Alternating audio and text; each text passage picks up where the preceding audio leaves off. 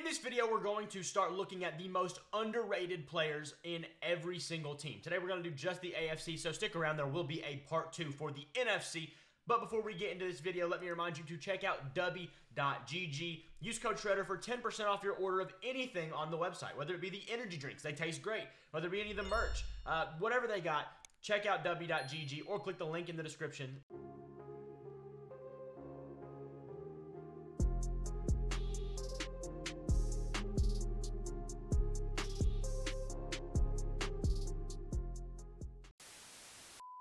Here is our tier list of how we're going to keep order of all this, just to, make sure we don't get out of line here. Starting off, we're going to go with the AFC North.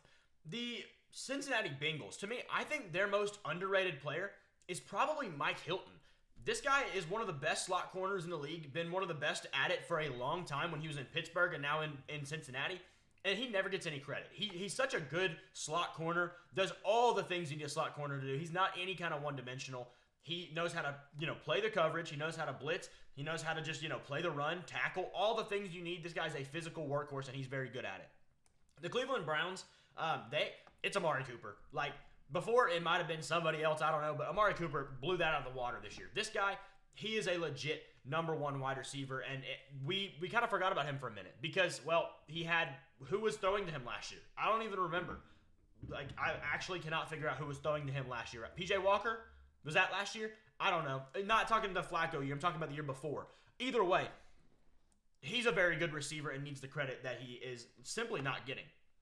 The Ravens. I think we're to a point where Mark Andrews is somehow underrated because people think that Isaiah Likely is somehow so good. Like, Isaiah Likely is a very fine, capable tight end. That's about it. He's a really great backup at number 2. He's a fine, capable starter.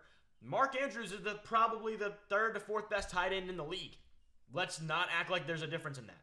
The Pittsburgh Steelers, I also think we're to a point where this is Najee Harris. Najee Harris has gotten a lot of hate in his career, but look at the O-lines he's had to run behind. This guy has 1,000 yards every year, and since he came into the league, he's like 3rd or 4th in total yards. Like, he's been one of the best running backs in the last 3 to 4 years overall, and it's just not debatable. Then we'll go ahead and go to the next division. The AFC South is where we're going to go next. I think the Colts, it's Michael Pittman. Michael Pittman is a very, very solid wide receiver. And he's a guy that doesn't get a whole lot of credit. Why? Maybe because it's the Colts and they're not a flashy team. Maybe because the Colts are, a run-dominant team. Maybe that's why. Maybe because they're not a high-flying one. I don't know what it is. Michael Pittman is a very good wide receiver. Is he top 10? Probably not, but we do have a lot of dang good receivers in our whole NFL right now. But he's definitely somewhere between, I'd say 11 to 25. Whether you want to put him, I don't know, that's a big range. Maybe, I think, off the top of my head, he'd probably be around 15. He's a very good receiver either way. Doesn't get the credit he deserves. And look who he's had throwing to him as well. Phillip Rivers on a bum arm. He had Matt Ryan on a bum arm. Carson Wentz, who had a good season, but still, the point stands. For the Jaguars, I think we're also kind of in a spot where Trevor Lawrence has become underrated. Once again, look at who's in front of him blocking for him. It's a bunch of Swiss cheese, it might as well be. Then past the cheese line, you got a bunch of wide receiver 2s and 3s. Calvin Ridley, for some reason, a bunch of people decided to hype him up last year before the season started, saying Calvin Ridley's going to be a top 5 fantasy wide receiver. And like fantasy, obviously to be a good fantasy wide receiver, you have to have high output. Why did anyone think that? Go back to the channel on my channel last year. I was thinking the same thing. Why would anyone think that? I was never on the crowd that said Ridley was going to be good because why would he? He missed 2 years of football, and before that, he wasn't even a top 10 receiver. Like, if, Tyreek Hill didn't play for 2 years, maybe you think he'd come back and be pretty good because you've seen him be very good before. We never saw him be any kind of good. Why were y'all thinking Ridley was going to be anything? It just doesn't make any sense. Then we'll go to the Titans. I think Will Levis is kind of underrated at this point, and he had a decent rookie season. Was it great? No. Was it fine? Absolutely. He didn't get to play a ton. He played about really and truly 8 games and had pretty decent stats for those games. You want him to throw a couple more touchdowns, but the legs got work. He spent some time kind of getting roughed up pretty bad. He also has nothing to throw to.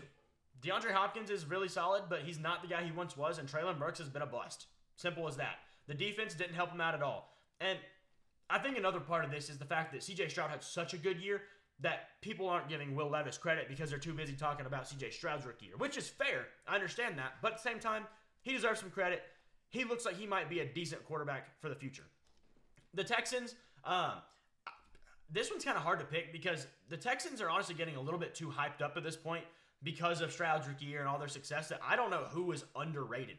Nico Collins has been disproportionately blown out of the water. He's nowhere near underrated. If anything, he's closer to overrated. Same thing with C.J. Stroud. You might argue Tank Dell, but, like, do we have the grounds to say that? He only played half a season. And, like, yeah, Will Levis only played half a season, but there's just nuances to all of it. I think I'm going to go with Danielle Hunter. I think Danielle Hunter may be, like, the 6th best edge rusher in the league, and that puts him in elite company. You know, obviously, your top 5 are some form of T.J. Watt, Myles Garrett, Micah Parsons, Max Crosby, and Nick Bosa. And I think Danielle Hunter is right in there with those 5 guys. Maybe even he could be 5. Maybe you replace him with Bosa. Maybe you replace him with Max Crosby. I don't think you can touch the other 3, but he's right there from 4 to 6 in terms of the best edge rushers in the league. A very, very, very good player, no doubt about it. And that's it for the AFC South. Going to the AFC East, the Bills. Call me crazy on this one, but I think Josh Allen has become thoroughly underrated. We like to, not me. Some people like to think that Lamar Jackson is better than Josh Allen. Well, because what has Josh Allen won? What has Lamar Jackson won? Well, he's got 2 MVPs. Because his team was the 1 seed, the stats he put up in the years he won MVP were simply just not that great. They just, the passing yards were average at best. Didn't have a ton of touchdowns. The first year he did have some decent number of touchdowns, but it's because his team was the 1 seed and he ran fast. Like, we were just hypnotized by all that. Same thing with Justin Fields. He runs fast, so we're hypnotized. Granted, he doesn't have the success, but either way. Josh Allen, despite the team, putting the player and their talent in a vacuum on their own, Josh Allen is by far the most dominant quarterback overall in the league because Mahomes and him, the best 2 passers in the league. There's no doubt about it. They have the best arms. They have the best accuracies. Josh Allen also has a running element that no other quarterback has. A different type of running than Kyler Murray, Jalen Hurts, Lamar Jackson. A power run. Dude is like a fullback back there, going to run you over Jerome Bettis style and throw the ball better than basically everyone else in the league as well. No quarterback outside of Mahomes touches Josh Allen. Let's stop acting like he's not the 2nd best quarterback in the league. Next, the Miami Dolphins. Kind of a tough one as well, but I think I'm going to go with Raheem Mostert. Just a very solid, do-it-all running back, and you can't go wrong with him. Dude just does everything.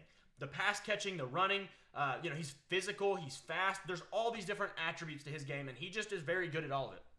The Jets.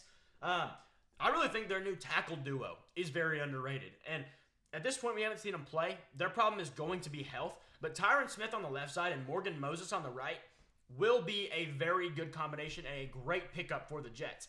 They can still go out there and get Joe Alt and have him play guard or play on tackle and, let Tyron Smith kind of come in and train him up or whatever you want to do. You can do whatever you want. But Morgan Moses to guard, play Joe Alt at tackle, whatever. Or now that you have those 2, go get Brock Bowers. Go get potentially Neighbors or Odunze, something like that. Either way, that the 2 tackles are just a very good players, and there's nothing wrong with them. It's going to make their team better overall. The Patriots. Hunter Henry, definitely the most underrated player on this team. Hunter Henry is a very, very, very solid tight end. A tight end that doesn't get credit for being as good as he is. I don't know why. Probably because he's on the Patriots, but he's a very good tight end. He's probably in that 5 to 7 range of tight ends, and I don't think he gets credit for that at all. Then, the AFC West, our final division here, the Chiefs. We're going to go with a defensive player here, not the one you're probably thinking.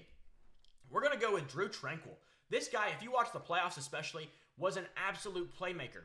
Once, Willie Gay went out with his injury for the year, this guy stepped up in major ways. Drew Tranquill played very well for that Chiefs defense, and he deserves a lot of credit for their whole playoff success. The Raiders. Malcolm Kuntz, very decent edge rusher. I'm not going to say very good. This guy, the only thing I'm worried about with him is you might argue that he's kind of like that Bud Dupree type of player. Bud Dupree with the Steelers was really good. He leaves. He's not very good. Why? Because TJ Watt was on the other side of him. Max Crosby is on the other side of Malcolm Kuntz. When you get Max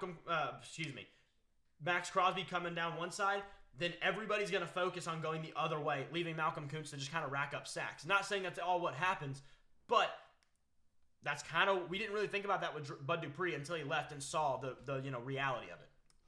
The Denver Broncos, this is probably Courtland Sutton. They don't really have a lot of players on their team that are properly overrated, period, because, well, their players are just Jarrett Stidham, basically 25 times. But Courtland Sutton, we saw last year, he's a very solid wide receiver. Is he a true number one? No, he's not.